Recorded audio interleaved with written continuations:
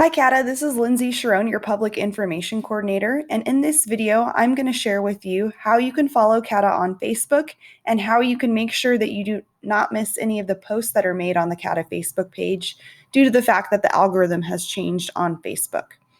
The first thing you need to do is log into your Facebook account. I'm currently on the Facebook account that I use for my school website, which is why there isn't any information here. But you're going to want to go up to the search bar, and if you're not following CADA already, you need to type in CADA Leaders. If you just type in CADA, our Facebook page won't come up. So once again, that is CADA Leaders.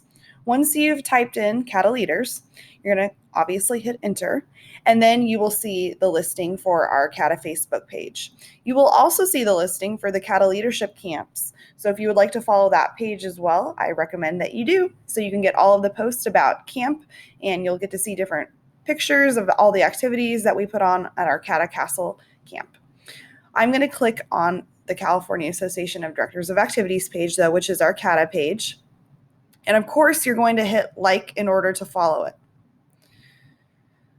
Now, in order to make sure that the posts are seen, because sometimes you don't see them now because Facebook has changed its algorithm, if you go to following, click on see first.